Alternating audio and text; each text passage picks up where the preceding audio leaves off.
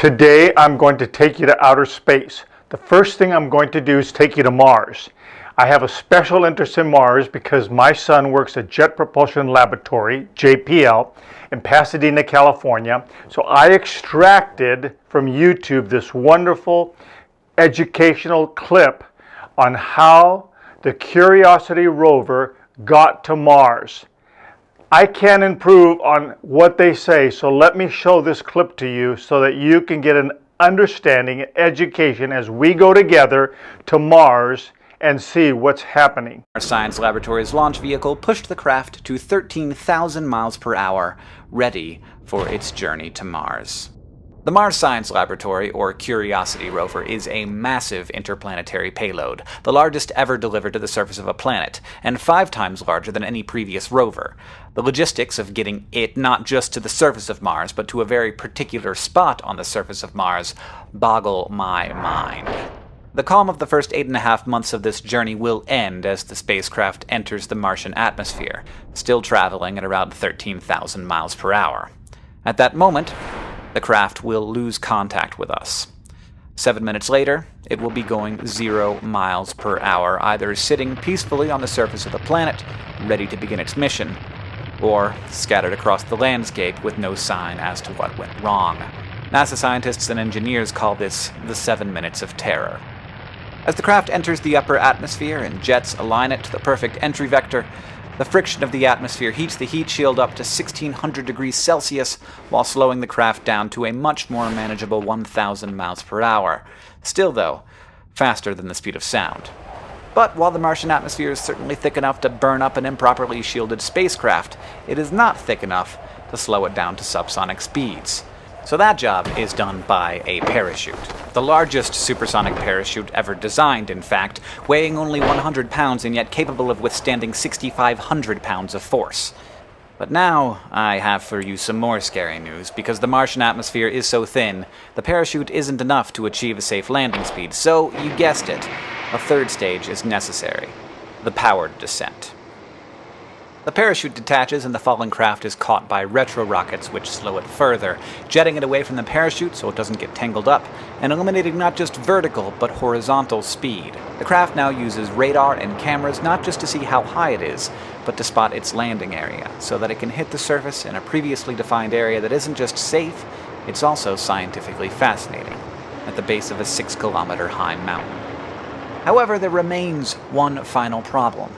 If it lowered itself all the way to the surface on rockets, the amount of dust kicked up in that process could permanently damage many of the instruments. So instead, the lander is lowered down on a 21-foot tether, a system engineers call the sky crane maneuver. After the wheels hit the ground, the rocket portion detaches, accelerates up, and then crashes at a safe distance.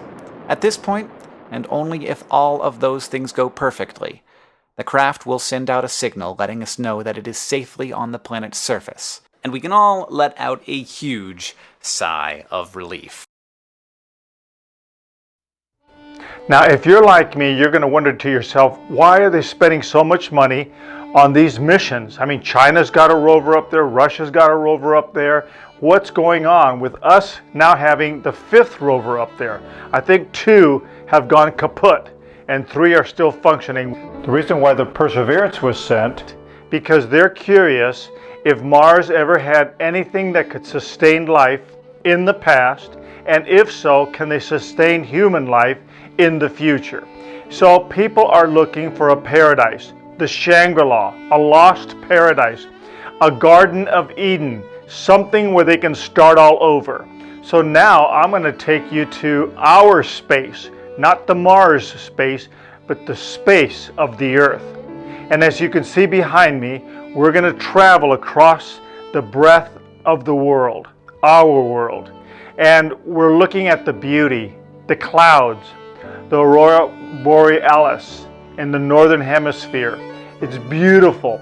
The whole ocean and the water and the mountains and the things that you're seeing, there's nothing like the beauty of the Earth from outer space. There is a problem though. As we get closer to the Earth, in fact, if we land on Earth, let's just imagine we were from another planet and we land on Earth, we'd be very disappointed very quickly on how we've turned on each other. Violence, crime of every kind, theft, all kinds of horrible things that the news depicts. I don't even want to talk about the things that we see depicted in the news on a regular basis. So in other words, the closer you examine the earth, the more we say, I've got to get out of here. I don't want to live on this earth. It's a horrible place to live. Now, if you have the attitude that you're not comfortable on the earth, actually, that is a good attitude. The Bible tells us in 1 John that we are to hate the world and all the things that are in this world. James tells us that if we love the world, we are enemies of God. Jesus tells us in John, if the world loves you, it hates me. In other words, I don't belong to the world, and therefore you don't belong to the world. And so what we're doing is we're really, as Christians, true Christians, we are looking for another world. A world beyond this world. And the good news is that world is coming. It's coming on a two-fold prong approach. The first one will be 1,000-year rule and reign with Christ upon this earth. People who study prophecy, they may not all agree on the details. They believe the earth is groaning and travailing and struggling for the coming of the Lord. And it could be very, very quickly, very soon, as we see things around us prophetically. I know other generations have said it, but with Israel in the land, the last major prophecy, and God calling the Jews back to Israel, He set the time clock, and we are living, I believe, in the last of the last days. So Jesus will come back, according to Revelation, around chapter 19. And it says that He will come and destroy all the wickedness of the land, and He will rule and reign for 1,000 years. So prong number one is the rule of Christ for 1,000 years, and the saints ruling with Him. That is something to look forward to. We will not recognize the earth as we see it now, or have seen it since Adam and Eve fell and introduced sin into the world. For about 6,000 to 7,000 years, we've never seen a beautiful earth, with the Lord ruling and reigning as King of Kings and Lord of Lords. Out of the throne of David in Jerusalem, we will see a new earth. But that's not all. We long for a paradise that is sinless, spotless, pure. We would like to see a Garden of Eden. Could you imagine once again seeing animals roaming the earth? The lion and the lamb laying together, the beauty of His creation, a new heaven and a new earth. This is what we long for. And this is our desire that God has placed in us that love Him. We want to see it. Our Father in heaven wants to bring us a new heaven and a new earth. Peter talks about the elements of this world will all melt away. They will all implode. This world will be completely destroyed, and God will usher in a world where we will live in what we've called peace and harmony. We can't achieve it without Jesus, but at that day and age, those that have given their life to Him will get to rule and reign with not only Jesus, but the Heavenly Father. He will make Himself present in a new heaven and a new earth. That's what we need to long for and we need to hope for. God didn't put these things in the Bible just so He could give us a fairy tale. He put them there to encourage us. So when you're discouraged and it looks like all is horrible around us, take hope, look to the future, because that future is coming soon and it belongs to us. Would you give your life to Jesus to assure yourself that you will enter into that world and be a citizen of a new heaven and a new earth? It's waiting for you.